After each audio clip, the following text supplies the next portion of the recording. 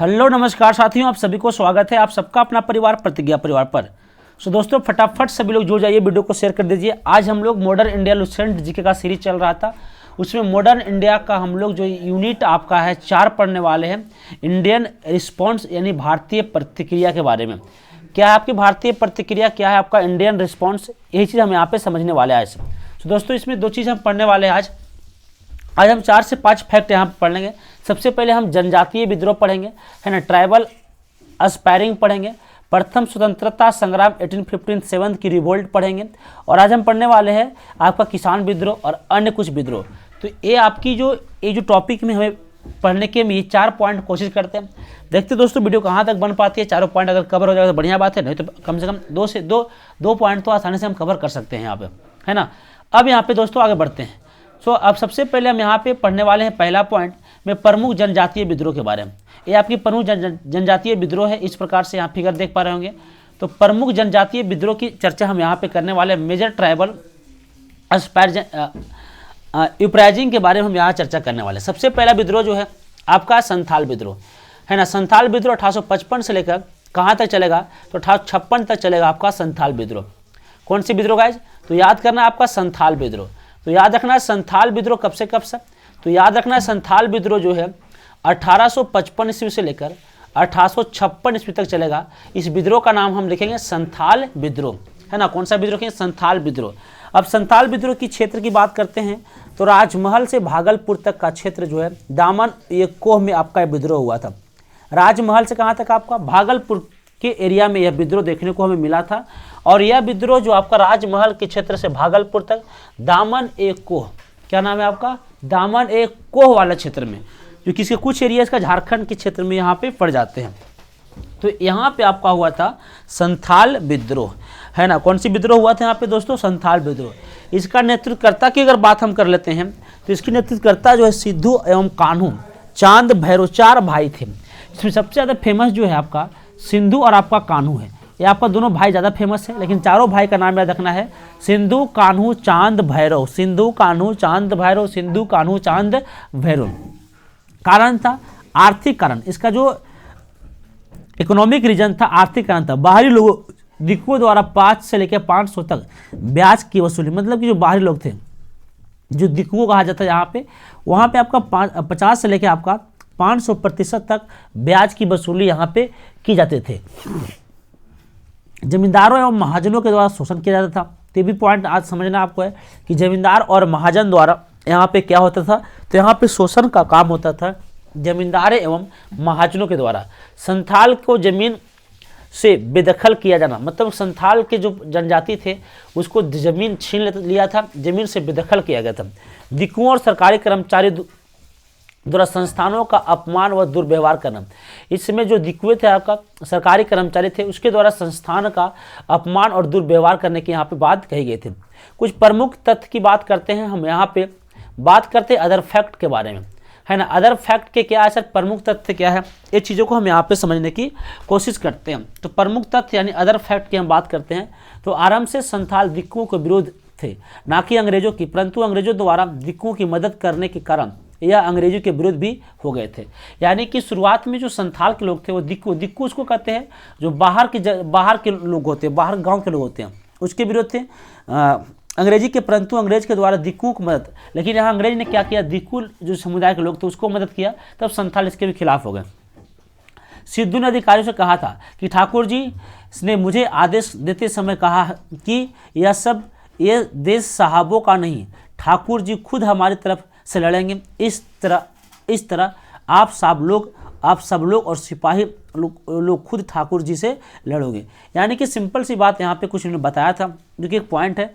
1855 की अगर बात करते हैं, भागलपुर क्षेत्र में भगनी डी क्षेत्र में मेजर बालों की सेना को हराया था इन्होंने। उसके बाद आदिवासियों का विद्रोह इतना तीव्र था कि सरकार का मार्शल लॉ लगाना पड़ा। जो आप सभी अभी पता है मार्शल लगाना पड़ता है, जो मार्शल लॉ एक प्रकार का नियम था, जो कि कोई घर वगैरह से बाहर ना निकलता, सेना में एक लगता है मार्शल लॉ, है ना, वहाँ पे आपको लगाना पड़ा था। सरकार ने नवंबर 1856 में संथाल परगना नामक जिले की स्थापना करते हुए संथाल आदिवासियों के लिए भू स्वामित्व संरक्षण हेतु संथाल परगना कास्तरिक अधिक नियमों को पारित किया था। ये आपका काफ़ी फेमस रहा था काश्तकारी का नियम। अब अगला विद्रोह देखते हैं मुंडा विद्रोह। मुंडा विद्रोह को हम बोल सकते हैं आपका सरदारी या उलुगान विद्रोह, इसको नाम दिया गया है ना। तो मुंडा विद्रोह को हम किस नाम जानते हैं दोस्तों? दो नाम से जानते हैं। मुंडा विद्रोह को हम क्या क्या कर सकते हैं? तो सरदारी विद्रोह या उल गुलान विद्रोह हम मुंडा विद्रोह कहते हैं। 1899 ईस्वी से 1900 ईस्वी तक के जो विद्रोह है उसे हम बोलते हैं मुंडा विद्रोह। बोले कब से कब तक? तो मुंडा विद्रोह जो 1899 से लेकर 1900 ईस्वी तक चला था। छोटा नागपुर क्षेत्र झारखंड के एरिया में जो ये आपका एरिया है, जो कि छोटा नागपुर का क्षेत्र है, जो आपका झारखंड का एरिया। नेतृत्वकर्ता की बात करते तो बिरसा मुंडा जो इसका नेतृत्वकर्ता किया था, है ना। जगत पिता धरती बाबा इसको बिरसा मुंडा को कहा जाता था। तो आपका बिरसा मुंडा को हम क्या बोलते? जगत पिता या धरती बाबा बोलते हैं। तो बिरसा मुंडा जो काफ़ी फेमस है मुंडा विद्रोह, बिरसा मुंडा या जगत पिता या धरती बाबा ने इसका किया था। कारण की बात करते हैं तो जमींदारों, ठेकेदारों एवं साहूकारों ने इनकी सामूहिक खेती यानी खुंट कठी यानी मुंडारी की परंपरा को समाप्त करते हुए मुंडा आदिवासियों को जमीन से बेदखल किया गया। तो यहाँ पे मुंडा आदिवासियों को हम क्या कहते हैं? जमीन से बेदखल करने का काम किए थे। इसी विद्रोह को हम बोलते हैं मुंडा विद्रोह। ब्रिटेन की भू राजस्व व्यवस्था के कारण कृषक मजदूर हो गए थे, यानी कि भू राजस्व व्यवस्था के कारण जो कृषक जो आपका मजदूर हो गए थे। ईसाई मिशनरियों और सामाजिक व्यवस्था में आपका क्या हुआ था? यहाँ पे हस्तक्षेप की यहाँ बात की गई थी। इस प्रकार से यहाँ पे बातें हुआ था। अब हम बात करते हैं ये आपका प्रमुख तथ्य क्या क्या है। तो 1895 में बिरसा मुंडा ने समय को भगवान का दूत घोषित किया। वह विद्रोह को राजनीतिक या धार्मिक स्वरूप प्रदान किया।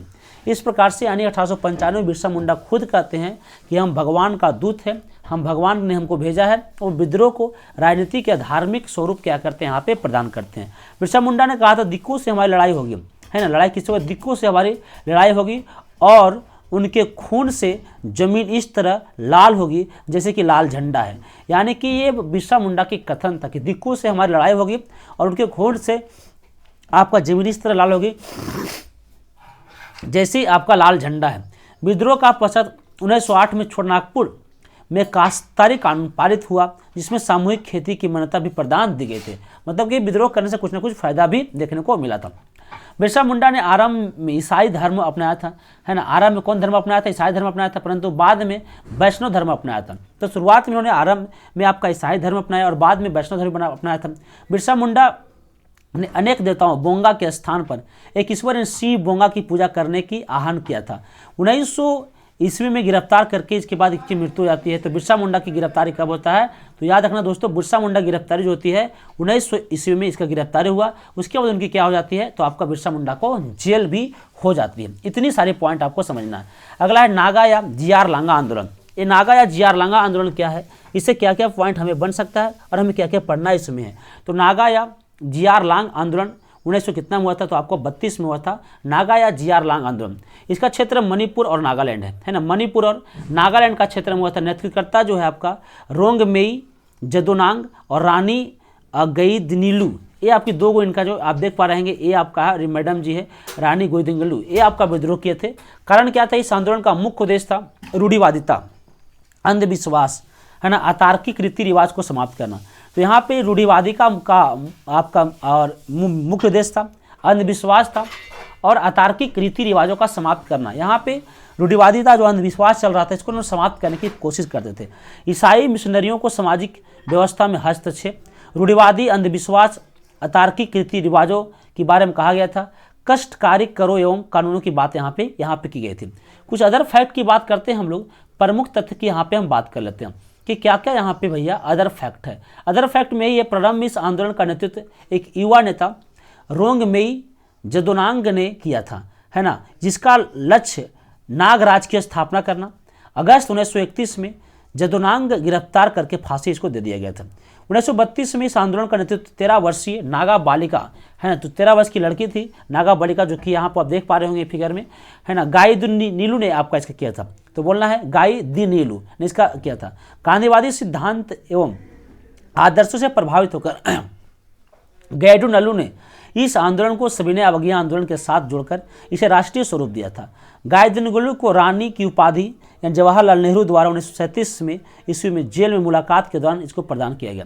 बाद में भारत सरकार द्वारा रानी गायदिनगुलू को पद्म विभूषण सम्मान भी आपको दिया गया था। तो इस प्रकार से आपका कंप्लीट हो जाता है कौन सी भैया, तो ये आपका अगला है आपका इंपॉर्टेंट है रंपा विद्रोह।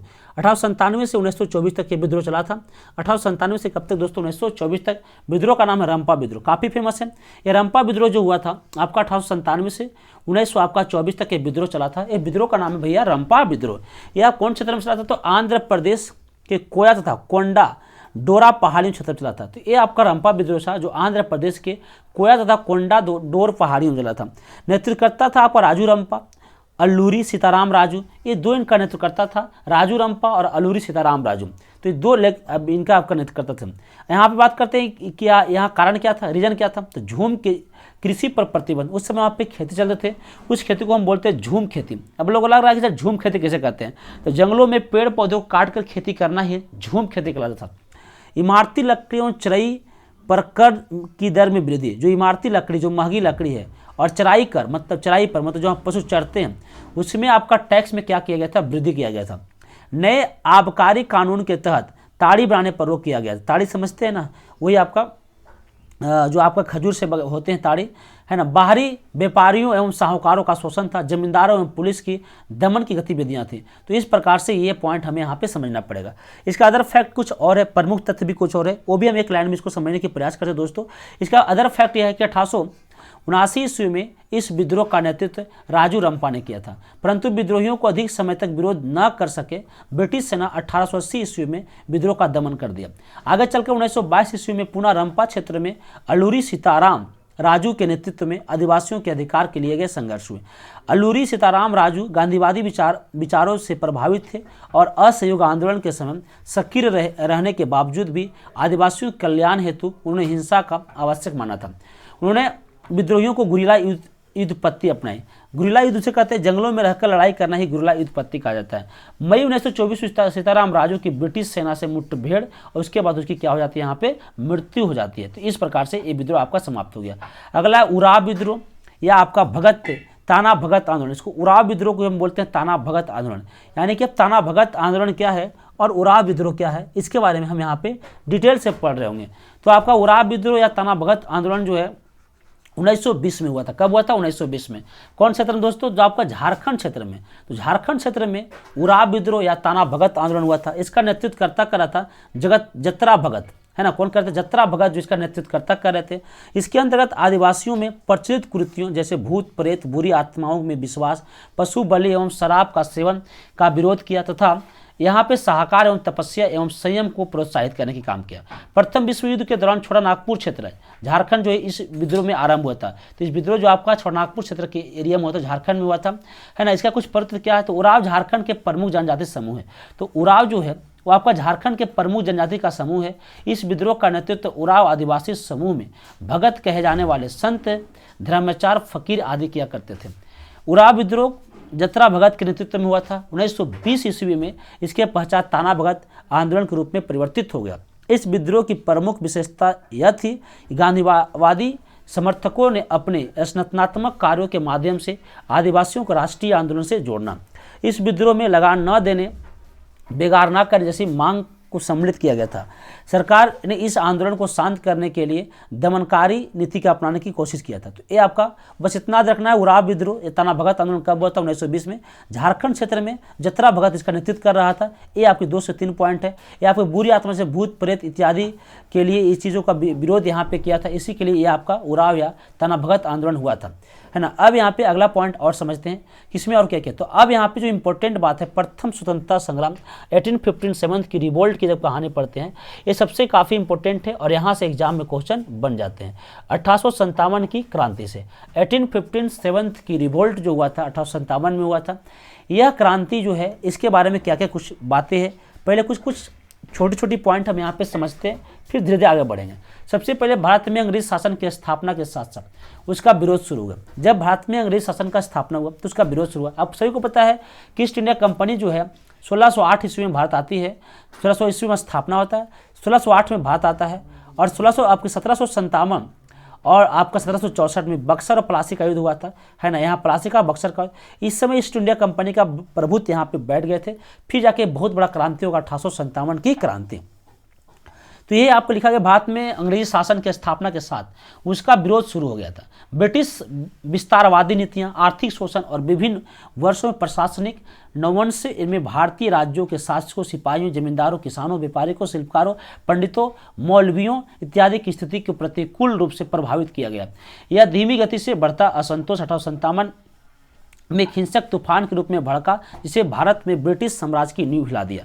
उस समय आपकी बात करते हैं ब्रिटिश के प्रधानमंत्री कौन थे, ब्रिटेन के प्रधानमंत्री। जब 1857 क्रांति हुआ था तो ये आपका उससे इंपॉर्टेंट नहीं पढ़ना, ये इंपॉर्टेंट है।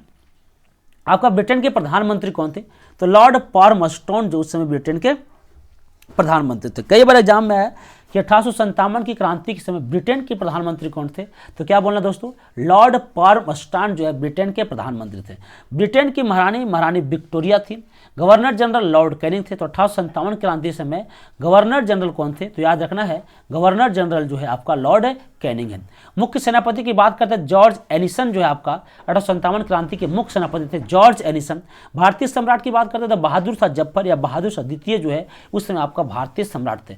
प्रतीक की बात करते, चीन की बात करते तो कमल और रोटी था। 1857 की क्रांति का चीन जो है वो कमल और रोटी था। प्रथम घटना 11 या 12 मई 1857 लाल किले पर अधिकार करने में हुआ था, है ना, 11 या 12 मई दोनों देते हैं आपका, है ना। परिषद की बात करते हैं तो आपका बरेली से बख्त खां कर रहे थे और आपका अंग्रेज आपातकालीन मुख्यालय कहाँ बनाया गया था, तो इलाहाबाद इसको बनाया गया था। ये आपका बख्त खां को हम सेनापति भी मान सकते हैं। और उस समय जो आपका भारतीय सम्राट बहादुर शाह जफर थे और इसका सेनापति आपको कौन थे, आपका बख्त खां। तो इस प्रकार से कुछ 9 पॉइंट यहाँ से हम समझ सकते हैं। अब यहाँ पे विद्रोह का स्वरूप क्या है, क्या क्या बात है और कहाँ कहाँ विद्रोह हुआ था, क्या कारण है, सारी की सारी बात हम समझते हैं। नेचर ऑफ रेविलियंस के बारे में समझते हैं। विद्रोह का यहाँ पे हम स्वरूप के बारे में समझने का काम करते हैं। सबसे पहले स्वरूप, इसकी प्रस्तुतकर्ता जो है आपका कैरेक्टर जो है ये आपका क्या है, प्रेजेंटर इसको क्या है, ये सारी बातें हम यहाँ से करेंगे। सबसे पहले सैन्य विभाग विद्रोह की बात होती है, मिलिट्री रेबलियन की बात करती है तो जॉन लॉरेंस और जॉन सील नामक वैज्ञानिक ने यह विद्रोह में आपका प्रस्तुतकर्ता किया था। हिंदू मुस्लिम षड्यंत्र जो जेम्स आउटमैन और टेलर की बात यहाँ पे नाम आती है, यही प्रस्तुतकर्ता कर रहा था।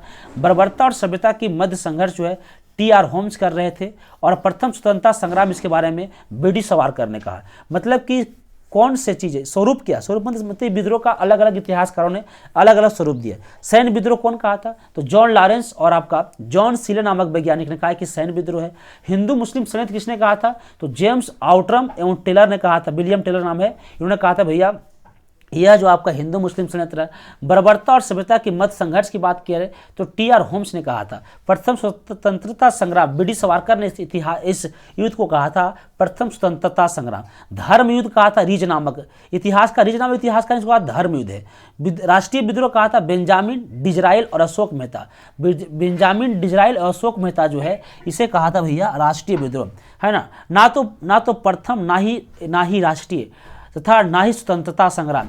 आर.सी. मजूमदार कहा था ना तो ही प्रथम है और ना ही राष्ट्रीय है और ना ही स्वतंत्रता संग्राम है। तो आर.सी. मजूमदार ने इनको इतना सा नाम दिया था कि ना ही ये प्रथम है, ना ही स्वतंत्रता संग्राम है और ना ही राष्ट्रीय है। तो ये आपका आर.सी. मजूमदार। कुछ 7 फैक्ट यहाँ से आपको याद कर लेना चाहिए, है ना, 7 पॉइंट यहाँ से याद कर।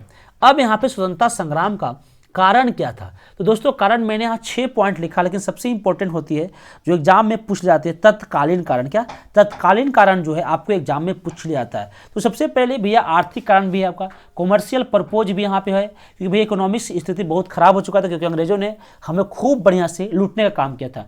राजनीतिक कारण की बात करते हैं, पॉलिटिकल रीजन की बात करते हैं, सामाजिक और धार्मिक कारण की बात करते हैं, है ना, सेकुलर और रिलीजियस रीजन की यहाँ बात कर रहे होंगे। प्रशासनिक कारण की, एडमिनिस्ट्रेटिव रीजन की हम बात करते हैं, सैन्य कारण की बात करते हैं, मिलिट्री रीजन की बात करते हैं और साथ साथ में हम यहाँ पे बात करते हैं तत्कालीन कारण का। तो मुख्य रूप से ये आपका 6 कारण है प्रथम स्वतंत्रता संग्राम होने का। अगर पूछे कि आपकी कितनी कारण, तो आपका 6 कारण किस किस टाइप से, तो इसका आर्थिक कारण भी है, राजनीतिक कारण भी है, सामाजिक कारण भी है और प्रशासनिक कारण भी है, सैन्य कारण भी है और सबसे इंपॉर्टेंट है आपका तत्कालीन कारण। तो ये आपका एग्जाम में क्वेश्चन पूछे जाते हैं कि क्या आपका इसका आर्थिक कारण रहा होगा। तो सारी की सारी बात हम आर्थिक कारण, राजनीतिक कारण और सब ये बात हम आपको यहाँ पे समझाने की भरपूर प्रयास हम यहाँ पे करने वाले में से रहेंगे। इकोनॉमिक्स रीजन क्या है, तो सबसे पहले इकोनॉमिक्स मतलब कि भैया पैसा कौड़ी की मामला होगा, बजट की मामला होगा। तो यहाँ पे क्या हुआ था, भू राजस्व नीतियाँ, मतलब कि लैंड रेवेन्यू पॉलिसी जो था, भूमि में टैक्स की प्रक्रिया थी वो खराब थी। 1813 में चार्टर एक्ट के तहत मुक्त व्यापार की नीति थी, मतलब कि कोई भी व्यक्ति जो है यहाँ पे ईस्ट इंडिया कंपनी जो है व्यापार कर सकता है, बदले में कुछ नहीं देगा। ये आपका इसको बोलते हैं फ्री ट्रेड पॉलिसी ऑफ 1913 की हम बात करते हैं। बी औद्योगिकरण की बात करते हैं, डी इंडस्ट्रियलाइजेशन की बात करते हैं। अकाल और भूमिहीन कृषक, मतलब कि बहुत सारे अकाल थे और साथ साथ में भैया यहाँ पे आपका भूमि, अब यहाँ पे साथ साथ में भैया यहाँ पे आपका भूमिहीन की यहाँ पे बात किया गया था, भूमिहीन कृषक के यहाँ पे क्या किया था दोस्तों, तो यहाँ पे बात किया गया था।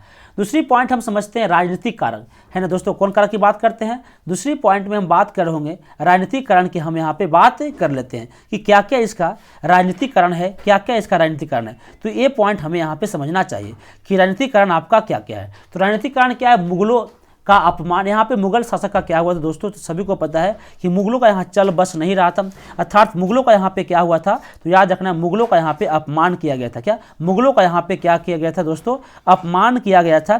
तो इस प्रकार से जो यहाँ है ना, ये आपका जो है राजनीतिक कारण है। उसके बाद डलहौजी ने इनाम आयोग की सिफारिश पर जागीरों को जब्त किया था। ये डलहौजी थे, इनाम आयोग की सिफारिश पर किसको जब्त करने का कोशिश किया था, तो याद रखना है जागीरों को जब्त करने की कोशिश किया था। ये आपका इनका एक और भी कारण आपका हो सकता है ना, ये भी इसका क्या हो सकता है दोस्तों, तो कारण आपका हो सकता है। अगला है आपका विस्तारवादी नीतियाँ। ये आपका विस्तारवादी मतलब कि मुगल साम्राज्य का विस्तार करना। मुगल साम्राज्य की विस्तार करने में सबसे पहले यह सब्सिडरी ट्रेड की बात किया था, सहायक संधि की बात किया था। उसके बाद आपका व्यक्तिगत सिद्धांत, लेफ्ट ट्रेस्टी की यहाँ पे हम बात कर रहे होते हैं। तो ये दो पॉइंट आपको यहाँ पे समझना पड़ेगा, है ना। तो ये आपकी पॉइंट जो है यहाँ पे आपको समझना पड़ेगा। तो क्या क्या नीतियाँ हैं आपको समझ में आ गया, ये आपकी राजनीतिक नीति थी। दूसरी नीति की अगर बात हम करते हैं तो यहाँ पे कुछ सामाजिक नीतियाँ भी था। क्या क्या इसका सोशल रीजन हुआ होगा, सबसे पहले 1813 में चार्टर द्वारा ईसाई मिशनरियों को भारत में प्रचार प्रसार की अनुमति किया गया था, मतलब कि ईसाई धर्म यहाँ प्रचार कर सकते। इससे हिंदू और मुस्लिम धर्म को थोड़ा प्रॉब्लम हुआ। भारतीय सामाजिक धार्मिक ढांचों में हस्तक्षेप की बात करते हैं। 1850 का लेक्स लौकीय अधिनियम यहाँ पे आए थे। ब्रिटेन की सुधारवादी नीतियों से रूढ़िवादी में असंतोष जगा था। और अब बात करते हैं प्रशासनिक कारण की, एडमिनिस्ट्रेटिव रीजन की बात करते हैं तो आपका भ्रष्टाचार जो आपका करप्शन है, ये आपका प्रशासनिक कारण है। जटिल और महंगी न्याय व्यवस्था यहाँ पे था ना, क्या क्या दोस्तों, जटिल और महंगी यहाँ पे क्या था, न्याय व्यवस्था था।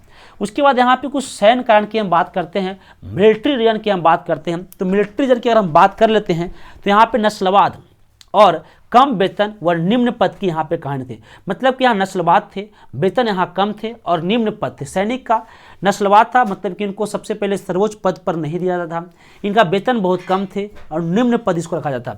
आर्थिक प्रतीकों पर रोक, है ना, आर्थिक प्रतीकों पर रोक कहा गया था। 1854 में डाकघर अधिनियम जो निःशुल्क डाक सेवा समाप्त कर दिया गया था, जो कि पहले डाक सेवा जो था निःशुल्क था, यहाँ डाकघर अधिनियम लगाकर ये आपका निःशुल्क सेवा समाप्त किया गया था। 1856 में भारतीय सैनिक को समुद्र पार पर विदेश सेवा अनिवार्य था, है ना। और जो कि हम लोग समुद्र जो पार करने का मतलब ये हुआ कि हमारा भारतीय लोग चाहते थे कि हम समुद्र पार नहीं करेंगे। क्रीमिया, पंजाब तथा प्रथम अफगान युद्धों में भारी नुकसान हुआ था। ये इनके सैन्य कारण था। और सबसे इंपॉर्टेंट कारण जो था जिससे युद्ध हुआ था, इस युद्ध में आपका है तत्कालीन कारण। क्या तत्कालीन कारण के बारे में हम समझते हैं कि क्या इसका इमीडिएट रीजन जो है आपका क्या है, इमीडिएट रीजन जो क्या है इसका क्या है तत्कालीन कारण, इसके बारे में हम यहाँ पे समझ रहे होंगे। सबसे पहले एक करके सारे पॉइंट को हम यहाँ पे समझते हैं कि क्या इसका तत्कालीन कारण है। दिसंबर 1856 ईस्वी में, दिसंबर 1856 में सरकार ने पुराने लौह वाली बंदूक, पहले पुराने लौह वाली बंदूक था जिसका नाम था ब्राउन बेस, क्या नाम था, ब्राउन बेस नाम था, इसके स्थान पर नवीन एनफील्ड राइफल का प्रयोग करने का निर्णय लिया। मतलब ब्राउन बेस की जगह पर आपका न्यू एनफील्ड राइफल यहाँ लाया गया। इसका कारतूस का ऊपरी भाग को मुंह से काटना पड़ता, जो नया हथियार लाया गया था उसके कारतूस के ऊपरी भाग को मुंह से काटना पड़ता था। क्या दोस्तों, मुंह से काटना पड़ता था। और सुअर के चर्बी वाले कारतूस का प्रयोग होता था। और वह सुअर के चर्बी और गाय का चर्बी, है ना, गाय और सुअर का चर्बी जो ऊपर में कारतूस लगा होता है उसमें गाय और आपका सुअर का चर्बी का यहाँ कारतूस का प्रयोग होता है। क्या है दोस्तों, गाय और सुअर का चर्बी वाले कारतूस का यहाँ प्रयोग होता था, जिसको मुंह से खोलना पड़ता था। जिस प्रकार से हिंदू धर्म के लिए गाय का चर्बी महत्वपूर्ण है, उसी प्रकार से मुस्लिम धर्म के लिए सुअर का चर्बी को अछूत और हिंदू के लिए गाय का चर्बी को अछूत माना था। तो इस प्रकार से ये काफ़ी जो आपका तत्कालीन कारण रहा। इसी के वजह से 29 मार्च 1857 को बैरकपुर में सैनिकों ने इसे प्रयोग करने से क्या कर दिया, मना कर दिया। कहा कि भैया हम ये सब चीज़ प्रयोग करने वाले में से नहीं है। उसके बाद आपका 34वें रेजिमेंट के सैनिक जो कि मंगल पांडे ने लेफ्टिनेंट बॉग और मेजर सार्जेंट हॉर्सन को गोली मारकर क्या कर देता है, हत्या कर देता है। मंगल पांडे जो 34वें रेजिमेंट के सिपाही थे, है ना, वो 2 अंग्रेज अधिकारी को मारता है। एक का नाम है लेफ्टिनेंट बॉग और दूसरा का नाम है मेजर सार्जेंट हॉर्सन। इस दोनों को गोली मारकर क्या करता है, हत्या करता है। फलतः मंगल पांडे को 8 अप्रैल 1857 को फांसी दी गई। तो मंगल पांडे को फांसी कब दिया गया, तो याद रखना है 8 अप्रैल 1857 को फांसी दी गई। और 34वें रेजिमेंट को क्या कर दिया दोस्तों, 34वें रेजिमेंट को कर दिया गया दोस्तों भंग। बात समझ में आया। 1857 क्रांति का प्रारंभ 10 मई 1857 को मेरठ से हुआ था, जहां तीसरी कैवेलरी रेजिमेंट के सैनिक ने कारतूसों को इस्तेमाल करने से क्या किया था, मना किया था। तो अगर पूछा 1857 क्रांति की शुरुआत जो है वो कहाँ से हुआ था, तो याद रखना मेरठ से, उत्तर प्रदेश में जगह मेरठ से 10 मई से, कहेंगे 9 मई देगा भी, है ना। ये आपके यहाँ से इस प्रकार से मंगल पांडे को फांसी वगैरह हुआ। अब हम समझते हैं क्रांति आरंभ करने की क्या क्या पॉइंट है। इसको हूबहू मैं या पीपीटी के माध्यम से समझने की यहाँ पे कोशिश करता हूँ, काफ़ी इंपॉर्टेंट है। तो क्रांति आरंभ की बात किया जाती है तो आपका नए इनफील्ड राइफल, आप बताया भी कि नया इनफील्ड राइफल आया था। उस नया जो इनफील्ड आपका राइफल जो आया था उसमें आपका 29 मार्च 1858 के मंगल पांडे द्वारा बॉग और सार्जेंट हॉर्सन की हत्या किया गया था। मेरठ के सैनिकों का ने इसको इनकार कर दिया, मतलब कि ये भी कह रहा था कि हम एक कारतूस का प्रयोग ना करेंगे। 10 मई 1857 को ये मेरठ से शुरुआत होती है और दिल्ली पर कब्जा 11 या 12 मई को दिल्ली पर क्या होता है, आपको कब्जा हो जाती है। इस प्रकार से ये 1857 क्रांति जो है आपका शुरुआत हुआ।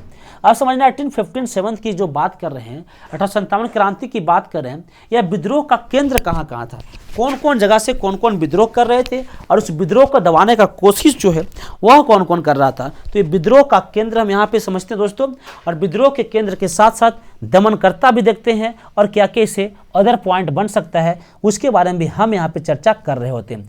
सबसे पहले बात करते हैं केंद्र। तो केंद्र जो है लखनऊ में, लखनऊ से हुआ था आपका 4 जून 1857 ईस्वी को, है। लखनऊ से कब हुआ, 4 जून 1857 ईस्वी को हुआ था। आप दिल्ली वगैरह देख ही लिए हैं। और यहाँ पे बेगम हजरत महल जो कर रहे थे, इसको दमन कर दिया अंग्रेज अधिकारी कैंपबेल ने।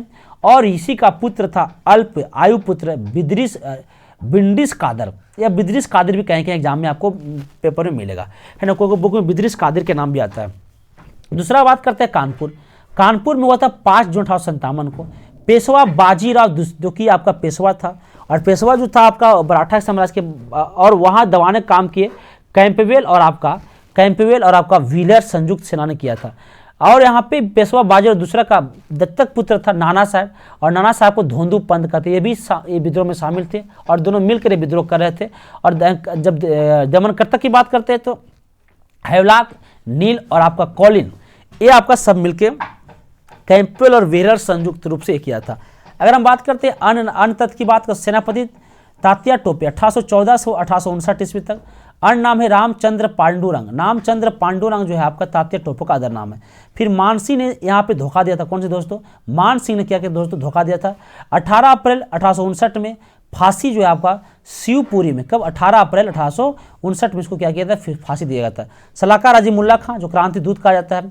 घटना आपका सती चौरा में, और आपका व्हीलर, स्त्री और बच्चों की हत्या यहाँ पे क्या, व्हीलर मतलब जो विकलांग होते हैं उनकी हत्या यहाँ पे कर दिया गया था। झांसी से विद्रोह करते हुए 1857 में रानी लक्ष्मीबाई, स्मिथ और ह्यूरोज नामक इसको प्रयास से दमन किया गया था। अब कुछ बात करते हैं झांसी रानी लक्ष्मीबाई का जन्म जो हुआ था 19 नवंबर 1828 में वाराणसी में हुआ था। मूल नाम है आपका मणिकार्णिका। क्या नाम है, मणिकार्णिका मूल नाम है। पति का नाम है गंगाधर राव। क्या, गंगाधर राव पति का नाम है। डलहौजी द्वारा हड़प नीति जो 1853 में हुआ था। अब आपकी बात करते हैं समाधि की, तो ग्वालियर में जो 17 जून 1858 में इसको समाधि की ली गई थी। हीरोज की बात करते हैं, भारतीय विद्रोहियों में यहाँ सोई हुई औरत अकेली मर्द की में आपका कहा गया था, मतलब इसे कहा गया था कि भारतीय विद्रोही में जितना भी सोई हुई है वो सभी में से और एक औरत आपकी जो है आपकी मर्द के अकेली मर्द के बराबर है, इनका कहा गया था। अगला बात हम जब कर लेते हैं असम से। असम से इसका विद्रोह कौन कर रहा था, तो कंदेश्वर सिंह और मनीराम, है ना, दो की थे, कंदेश्वर सिंह और आपका मनीराम जो असम से विद्रोह करते, कंदेश्वर सिंह और मनीराम दत्ता इनका जो यहाँ से विद्रोह करते थे। फैजाबाद की बात करते हैं, मौलवी अहमदुल्ला शाह, है ना, मौलवी अहमदुल्ला शाह जो है ये आपका विद्रोह करते हैं फैजाबाद से, और इसका दबाने काम किया जनरल रनाड, कौन किया, जनरल रनाड जो इसका दबाने काम किया। मूल रूप से आकाट यानी तमिलनाडु के क्षेत्र के थे, है ना। कथन सारे लोग काफिर अंग्रेज के विरुद्ध खड़े हो जाएं और फिर उन्हें भारत के बाहर खदेड़ दो, ऐसा इन्होंने कथन दिया था। अंग्रेजों ने 50,000 का इनाम, अंग्रेज साहस और दृढ़ संकल्प वाले व्यक्ति को सर्वोच्च सैनिक की बात कहा गया था। अंग्रेजों साहस और दृढ़ संकल्प वाले व्यक्ति का सर्वोत्तम सैनिक कहा गया। इससे मिर्जा गालिब ने 1796 में आगरा में और आपकी 1869 में दिल्ली में यह आंखों देखी थी इस विद्रोह को, है ना। इतिहासकार जो है मिर्जा गालिब और ये आपका ये है ना, जो कई इनके किताब वगैरह लिखते हैं। अगला बात करते दोस्तों, अगला बात करते हैं हम यहाँ पे कि ये आपका बिहार से बड़ा फेमस है, बीपीएससी में यहाँ क्वेश्चन बनता है। तो बिहार से वीर कुंवर सिंह, और वीर कुंवर सिंह के भाई थे आपका अमर सिंह।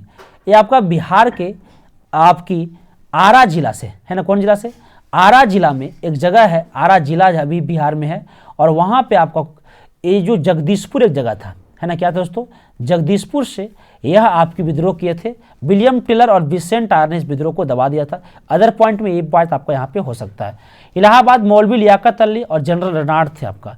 गोरखपुर जो आपका गजाधर सिंह, और मथुरा से आपका देवी सिंह, और एक और नाम आता कदम सिंह, देवी सिंह और क्या आपका कदम सिंह। यहाँ देवी सिंह ने विद्रोह का नेतृत्व किया था। और अगर बात करते हैं बरेली से तो खान बहादुर खान और विसेंट आयर्स को दबाने का कोशिश किया था, जिसका दबाने का नाम फेमस नहीं, उसका मैं नाम यहाँ पे नहीं लिखा हूँ, अब बताने की कोई आवश्यकता नहीं है। अब हम बात करते हैं प्रथम स्वतंत्रता संग्राम का प्रभाव, है ना, फर्स्ट फ्रीडम स्ट्रगल इम्पैक्ट की हम बात करते हैं। प्रथम स्वतंत्रता संग्राम की हम यहाँ पे बात कर रहे होते हैं। फर्स्ट फ्रीडम स्ट्रगल इम्पैक्ट की हम यहाँ पे क्या करते हैं दोस्तों, बात करते हैं। तो कंपनी का शासन का यहाँ पे क्या हुआ, अंत हुआ, एंड ऑफ कॉर्पोरेट गवर्नेंस की हम यहाँ बात करते हैं। भारत सरकार अधिनियम, है ना, गवर्नमेंट ऑफ इंडिया एक्ट 1858, और घोषणा की बात करते हैं तो यहाँ पे आपका प्रथम स्वतंत्रता संग्राम जो आपका कंपनी का अंत की जो घोषणा किया था 1 नवंबर 1858 में इसका घोषणा हुआ था। महारानी विक्टोरिया को इसी दिन सामग्री लिया था। तो ये भी क्वेश्चन बनता है कि महारानी विक्टोरिया ने अपनी सामग्री कब लिया था, 1 नवंबर 1858 में। लॉर्ड कैनिंग, है ना, क्या, लॉर्ड कैनिंग, और ये आपका कहाँ दोस्तों, तो आपकी इलाहाबाद की एरिया में।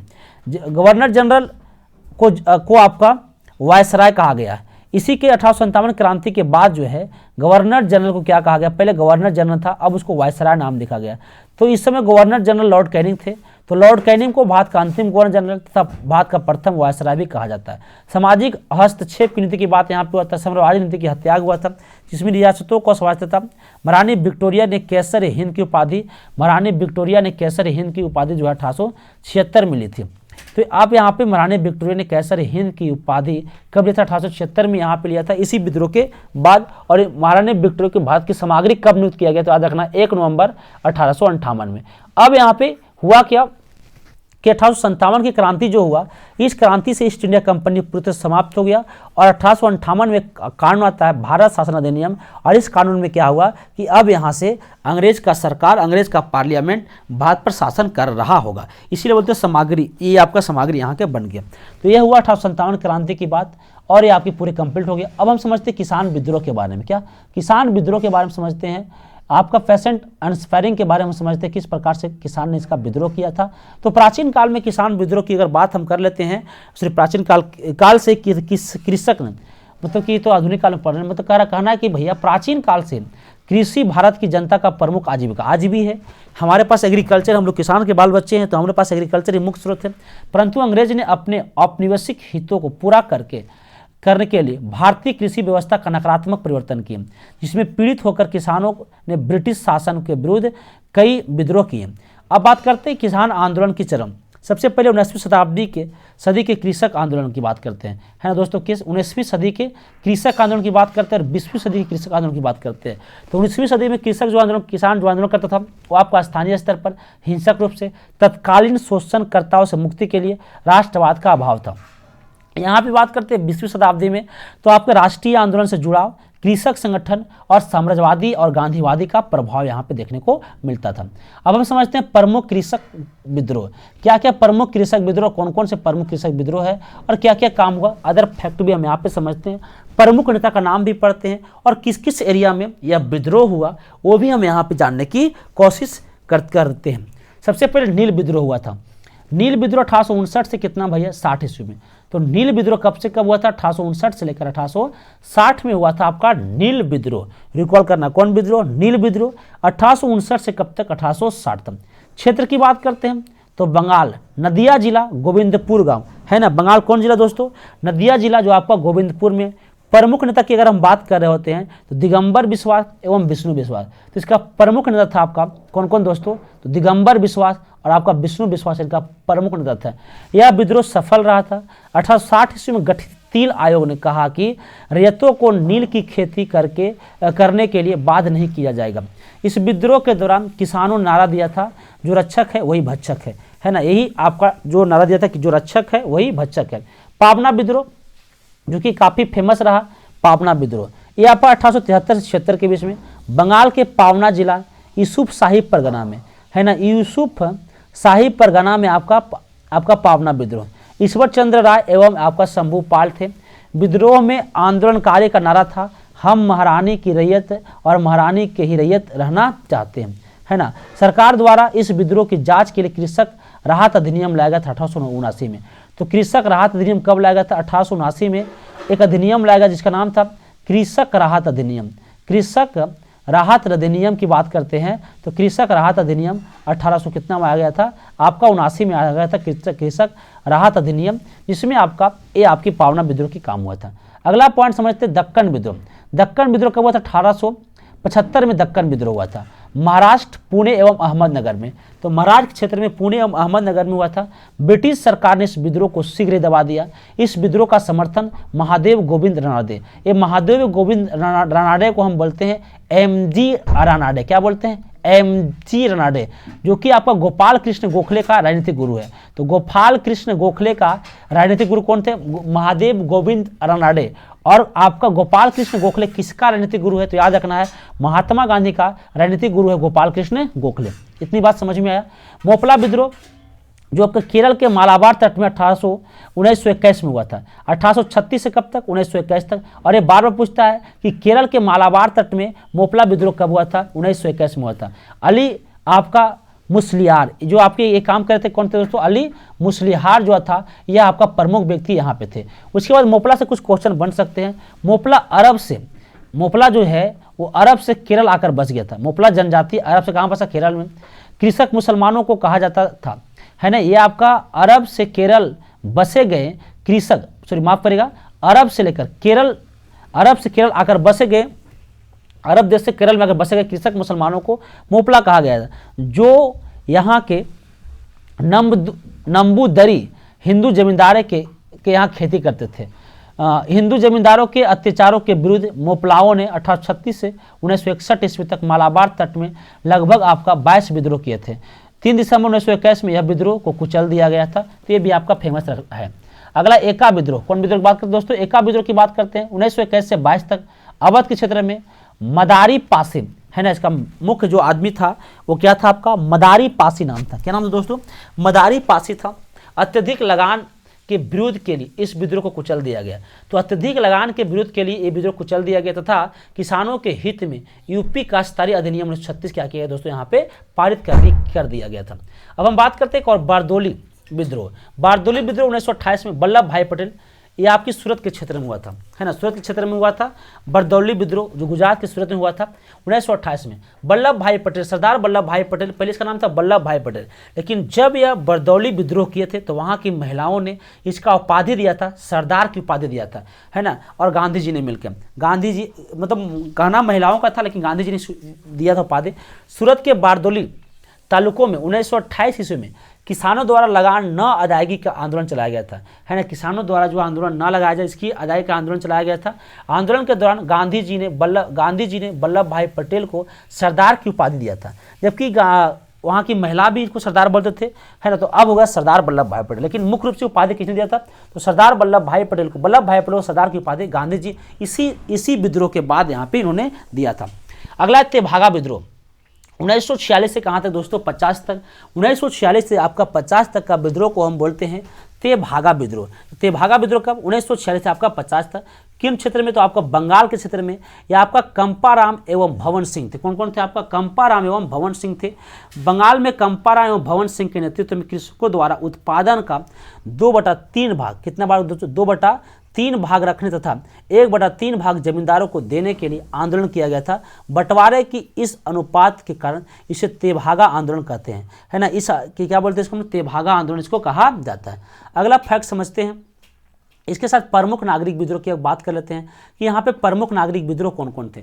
सबसे पहले प्रमुख नागरिक विद्रोह, मेजर सिविल मूवमेंट की अगर बात करते हैं तो सन्यासी विद्रोह प्रमुख नागरिक विद्रोह था 1763 से लेकर 1800 ईस्वी तक। कौन क्षेत्र में, आपका बंगाल का क्षेत्र में। प्रमुख व्यक्ति गिरी संप्रदाय के अनुयायी थे। अंततः अंग्रेज के विरुद्ध प्रथम नागरिक विद्रोह था, है ना। अंग्रेज के विरुद्ध जो आपका प्रथम नागरिक का विद्रोह था। और सन्यासियों ने तीर्थ यात्राओं के कर विरुद्ध आपका ये विद्रोह था, मतलब सन्यासियों के लिए तीर्थ यात्रा जो टैक्स थे उसके कर में विरोध किया। फकीर विद्रोह 1776 से 1777 तक हुआ था। कौन क्षेत्र में दोस्तों, बंगाल के क्षेत्र में। तो बंगाल के क्षेत्र में आपका एक विद्रोह हुआ था, उस विद्रोह को हम बोलते हैं फकीर विद्रोह, है ना। फकीर विद्रोह। मजमूम शाह एवं चिराग अली, दो व्यक्ति थे, मजमूम शाह और कौन थे आपका, चिराग अली। तो इस विद्रोह में दो व्यक्ति का नाम आता है, मजमूम शाह और चिराग अली। यहाँ बंगाल के घुमक्कड़ मुसलमान धार्मिक फकीरों का समूह था। विद्रोह को कठोरतापूर्वक दमन किया गया। तो इस विद्रोह को, जो आपका फकीर विद्रोह था, उसको हम लोग आपकी कठोरतापूर्वक क्या किया गया, दमन करने का प्रयास किया गया था। अगला है पोलियो गारो का विद्रोह। ये काफ़ी फेमस रहा मैसूर क्षेत्र में 1799 से 1801 ईस्वी में। और आपका प्रमुख व्यक्ति था पी कट्टा वामन। क्या, पी कट्टा वामन जो है प्रमुख व्यक्ति था। दक्षिण भारत में जमींदारों के एक वर्ग पोलियो गारो कहलाता था। तो दक्षिण भारत में जमींदारों का एक वर्ग को हम पोलियो गारो कहते थे। पोलियो गारो वीर पी कट्टा वामन के नेतृत्व में पोलियो गारो ने विद्रोह का नेतृत्व यहाँ पे करने का काम किया था। अब समझते हैं पागलपंथी विद्रोह 1813 से लेकर 1800 कहाँ से दोस्तों 13 से लेकर आपका 1831 तक एक विद्रोह चला था पागलपंथी। कौन क्षेत्र में, आपका बंगाल के क्षेत्र में। करम शाह एवं टीपू मीर। करम शाह के पुत्र टीपू मीर ने जमींदारों को अत्याचारों के विरोध में ये विद्रोह करने का काम किया था। अगला है पाइक विद्रोह 1817 से लेके आपका 25 तक एक विद्रोह चला था। पाइक विद्रोह उड़ीसा के क्षेत्र में, है ना। कौन दोस्तों, उड़ीसा क्षेत्र में बक्सी जगबंधु इसका फेमस थे। अगला अहोम विद्रोह, अ से अहोम और अ से असम 1828 से कहाँ की बात करते हैं, 31 की बात करते हैं। 1828 से 31 की बात करते हैं। आपका गोमधर कुंवर, इसका प्रमुख व्यक्ति गोमधर कुंवर थे। कुक्का या नामधारी विद्रोह की बात करते हैं 1840 से 72 तक। कौन क्षेत्र में, आपका पंजाब के क्षेत्र में। भगत जवाहरमल एवं राम सिंह। आंदोलन का प्रारंभिक उद्देश्य सिख धर्म में प्रचलित बुराइयों को दूर करना। इस आंदोलन में मद्य निषेध, गोमांस निषेध, वृक्ष पूजा, स्त्री समानता पर भी यहाँ पे बल दिया गया था। कुछ इस प्रकार से हम यहाँ पे पढ़ लिए होंगे आपका 4 पॉइंट। और ये आपका विद्रोही आपको कैसा लगा, वीडियो को कमेंट बॉक्स में हमें कमेंट करके जरूर बताना दोस्तों। नेक्स्ट लेक्चर में हम पढ़ेंगे इकाई 5 सामाजिक धार्मिक आंदोलन के बारे में। अगर वीडियो अच्छा लगा तो लाइक शेयर करना, सब्सक्राइब करना, बेल आइकन जरूर दबाना। मिलते हैं आप सभी को लिए नेक्स्ट क्लास में। तब तक के लिए दोस्तों जय हिंद, जय भारत, जय बिहार, जय प्रतिज्ञा परिवार।